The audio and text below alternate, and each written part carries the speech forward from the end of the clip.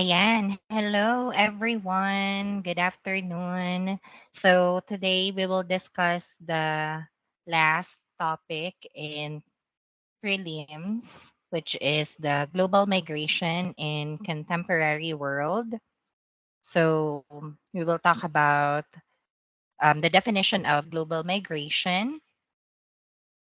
So, in our agenda, we will talk about the definition of global migration or what global migration is. Then we will also talk about the two types of migration, types of international migration or migrants. We will also identify the reasons for the migration of people, analyze the social, political, demographic, economic, and environmental factors underlying the global movement of people. So let's now move on to the definition of the globalization. So ano nga ba ang globalization? Sabi dito, globalization refers to the international movement of people across borders, either voluntary or involuntary. So later we'll talk about the difference of the voluntary migration and involuntary. And it involves the movement of people from one place to another with intention of settling permanently or temporarily, depending on the situation, at a new location. So sabi dito, global migration pertains to the movement of the people. So it pertains to the movement of people from one place to another, yung paglipat nila. And it might be voluntary or involuntary. Later, we'll talk about different reasons why um, people are migrating, and we will cover that part. And going back, it says that it involves the movement of people from one place to another. So, dapat nag-move sila sa ibang lugar para ma-consider siya as migration. Because if they stay in the same place, then they would not be considered as migration.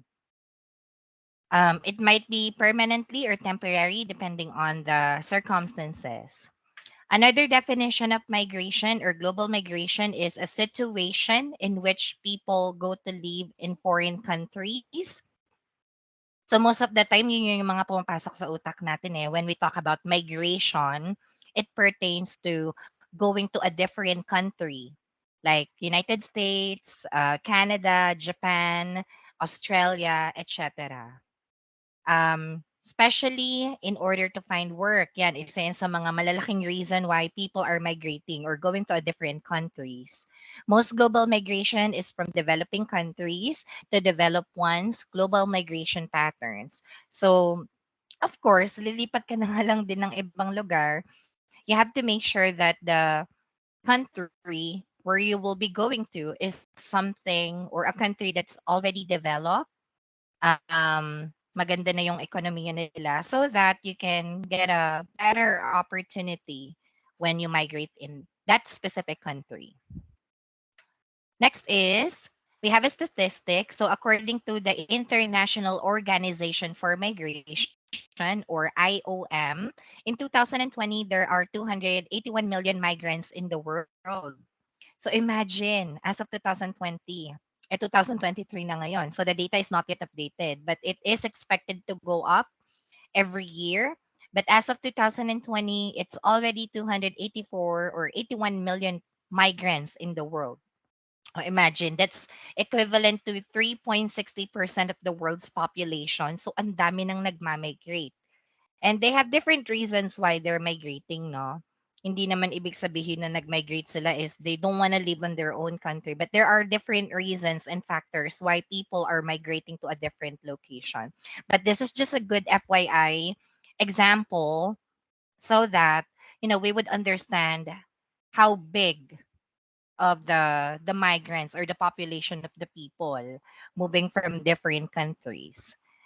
I have another statistics or chart. So as you can see, Europe and Asia each hosted around 87 and 86 million international migrants, respectively comprising 61% of the global international migrant stock.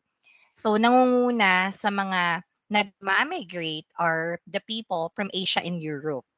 And imagine, no, ang dami din pala sa Europe. It's not just the Asian people who really loves to migrate from different country, but yung mga European people, they also love migrating to a different location. No, but dito sa atin sa Pilipinas, napakarami. Pilipinas pa lang, you can tell that, Asia has the most population of migrants all over the world. And of course, we have Europe. And these regions were followed by North America. So you can see, pangatlo siya, with almost 59 million international migrants in 2020, or 21% of the global migrant stock. Africa at 9%, Latin America and the Caribbean at 5%, and Oceania or Australia at 3%. So there, imagine, hindi lang sa Asia, pero may mga nagmamigrate din from Northern America. 'Di ba? May nagmamigrate din from America going to Asia, or America going to Europe, or going to Australia, and vice versa. And pinakakonti na nagmamigrate is yung mga taga-Australia, New Zealand, Oceania. Australia, New Zealand, Papua New Guinea. So these are Oceania countries. And another map that we have is the places or the countries kung saan nagmamigrate yung mga tao. So the map shows the total number of international migrants within each country. So as you can see, ang pinakamalaki is in the United States. United States is a diverse country. Sila yung tumatanggap ng migrants, and mas marami ding pumupunta sa kanila compared to other countries. Kaya sila yung may pinakamalaking bilog. And then as you can see, we also have in Europe, ang dami ding bilog sa Europe, right? Most probably yan yung mga nag-migrate sa UK, Switzerland, Netherlands, and other European countries. We also have in Middle East, ang dami ding bilog, especially I think this is in Saudi Arabia. So malaki din yung percentage ng tao na nagma-migrate to Saudi Arabia because Saudi is a developing country.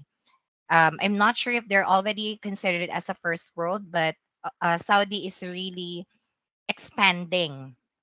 And marami sila mga businesses, kaya tumataas din yung economy nila. We also have in Japan and South Korea. So marami ding nagma-migrate sa mga bansang yan because these countries are rich countries. We also have in Australia, New Zealand, and more. Konti sa Russia, though medyo, medyo malaki yung bansa, pero compared to US, no, and Canada, konti lang. Sa Philippines, konti lang din, as you can see, because there's a small circle. So there. So that's the statistic that I have. So next would be two types of migration, which will be covered by Selma. So, Selma, take it away. Thank you so much.